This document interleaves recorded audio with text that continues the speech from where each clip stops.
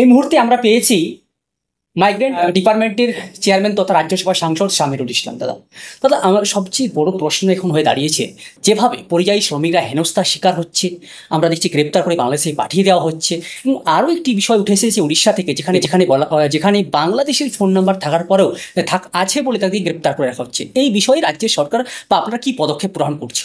দেখুন, শুধু উড়িষ্যা বলে নয়, উড়িষ্যা হয়তো একটু বেশি করছে। নবীন পট্টনায়ক বাবু যখন ছিলেন সিএম তখন এরকম ঘটনা আমরা দেখিনি। বিজেপি আসার পর একটু বেশি দেখাবার চেষ্টা করছে আমাদের কেন্দ্রীয় নেতাদেরকে, বিজেপি যে সিএম আছে বর্তমানে, যে আমরা কতটা বাংলা বিদ্বেষী, আমাদের কথা শুনছি। এটা উড়িষ্যা, গুজরাট, দিল্লি, রাজস্থান, যে কোনো বিজেপি শাসিত রাজ্যে অর্গানাইজভাবে ওদের কেন্দ্রীয় নেতৃত্বের নির্দেশে পশ্চিমবঙ্গের মানুষকে বাংলাদেশি টেগিয়ে দেওয়ার একটা চেষ্টা করছে, তকমা লাগাবার চেষ্টা করছে। সব কিছু বৈধ ডকুমেন্ট দেখানো হচ্ছে এবং ওদেরকে কখনো থানাতে কেস রেজিস্টার করছে না। ভারতবর্ষের আইন অনুযায়ী করসপন্ডিং স্টেট গভর্নমেন্টকে, যদি কাউকে বাংলাদেশে সন্দেহ হয় এবং ডকুমেন্ট যদি সন্দেহ হয়, পশ্চিমবঙ্গ সরকারকে জানানো উচিত। সেটাও কোনোভাবে জানাচ্ছে না। ফরেন অ্যাক্টস কি বলে 24 ঘন্টার মধ্যে কোর্টে প্রডিউস করা উচিত, সেটাও করছে না। এটা 1 বছর ধরে মাত্রাটা খুব বেড়ে গেছে। আমরা ডিটেনশন ক্যাম্পে রাখছে এবং আমরা এবং আমাদেরকে জানাচ্ছে না। আমরা যখন যে কোনো জেলা থেকে যখন জানছি, করসপন্ডিং জেলার এসপিডিএম এর মাধ্যমে, যখন ফিজিক্যাল ভেরিফিকেশনের মাধ্যমে যখন আমরা উড়িষ্যা কিংবা বিজেপি শাসিত রাজ্যগুলোতে পাঠাচ্ছি, তার সত্ত্বেও অনেক সময় ছাড়ছে না।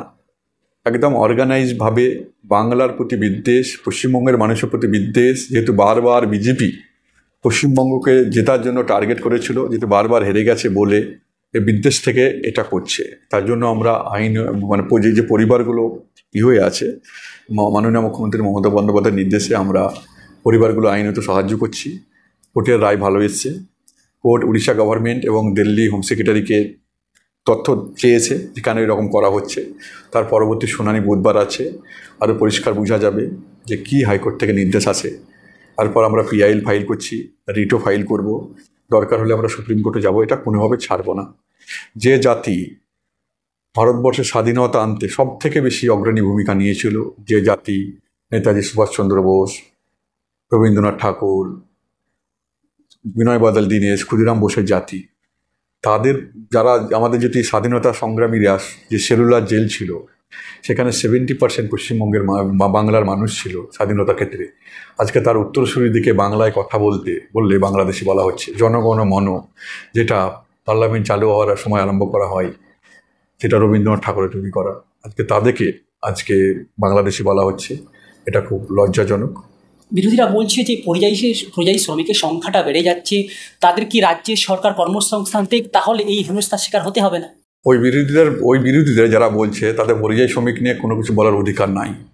কারণ প্রথমে ওদেরকে প্রোটেস্ট করা উচিত ছিল যে ভারতবর্ষের সংবিধান যে কোনো স্টেটের মানুষকে যে কোনো স্টেটে কাজ করার পূর্ণ অধিকার দিয়েছে। কেন অত্যাচারিত হবে? বাংলার বিরোধীরা হচ্ছে অনেকটা যে বিরোধিতা করার জন্য বিরোধিতা করছে। কখনো তো সেরকম কাউকে দেখলাম না প্রতিবাদ করতে। আজকে তারা মুখে বড় বড় কথা বলছে পরিযায়ী শ্রমিকদের হয়ে। বাইরে স্টেটে যখন যাচ্ছে কেন অত্যাচারিত হবে? আজকে গরিব খেটে খাওয়া মানুষরা মেজরিটি অত্যাচারিত হচ্ছে বলে তাদের মনে কোনো মায়া নেই। আজকে যদি তাদের পরিবর্তে যদি একটা উচ্চশিক্ষিত ফটফট ইংলিশ বলা ছেলে মেয়ের হতো, সেটাও করা অন্যায়, তখন ওরা বড় দেখাতো। কিন্তু এই গরিব অসহায় মানুষগুলোর উপর অত্যাচার কখনো কোনো রকম কাউকে দেখলাম না সেভাবে প্রোটেস্ট করতে। আর একটা কথা বলি, যারা বলছে তাদেরকে প্রথমে ইতিহাসটা পড়তে হবে। ইন্ডিয়া কোম্পানি যখন ভারতবর্ষে আসে তখন রাজস্থানের একটা ঠিকাদার প্রথম কিছু শ্রমিককে নিয়ে আসে। তারপর থেকে পরিযায়ী শ্রমিক ভারতবর্ষের বিভিন্ন স্টেটের মানুষ বিভিন্ন স্টেটে কাজ করতে চায়। আমাদের এই বোর্ড তৈরি হওয়ার পর তন্ন করে খোঁজার পর ডোর টু ডোর ক্যাম্পিং করে, দুয়ারে সরকারে ক্যাম্পিং করে আমরা 21,67,000 মানুষকে পেয়েছি যারা রেজিস্টার্ড পরিযায়ী শ্রমিক। কিন্তু পশ্চিমবঙ্গেও বিভিন্ন স্টেটের প্রায় 1.5 কোটির ওপরে মানুষ পশ্চিমবঙ্গে শান্তিতে কাজ করে, যেটা তার সংবিধানে রাইটস আছে। বাইরের স্টেটের মানুষ যেভাবে পশ্চিমবঙ্গে শান্তিতে কাজ করছে, তার করার মৌলিক অধিকার আছে পশ্চিমবঙ্গে থাকার। আমাদের স্টেটের মানুষও যেন বাইরে গিয়েও শান্তিতে কাজ করতে পারে, সেটা সবাইকে কিন্তু কোশ্চেন করা উচিত। আর পশ্চিমবঙ্গে কিন্তু 21,67,000 পরিযায়ী শ্রমিক, আর বাইরের স্টেট থেকে কিন্তু পশ্চিমবঙ্গে 1.5 কোটির ওপর মানুষ আছে। আর একটা ওই বিরোধীদেরকে বলতে চাই, একটু ভালোভাবে পড়াশোনা করুন আপনারা, যে পশ্চিমবঙ্গ কিন্তু পরিযায়ী শ্রমিকদের নাম্বার 1 নয়। হাইয়েস্ট নাম্বার অফ পরিযায়ী শ্রমিক হচ্ছে ইউপি, বিহার, পশ্চিমবঙ্গ কিন্তু নেই। আর টোটাল ভারতবর্ষের পপুলেশনের 38% মানুষ হচ্ছে মাইগ্রেশন হয়। 45.2 কোটি মানুষ হচ্ছে মাইগ্রেশন, ঠিক আছে? তাহলে কী করে বলতে পারে?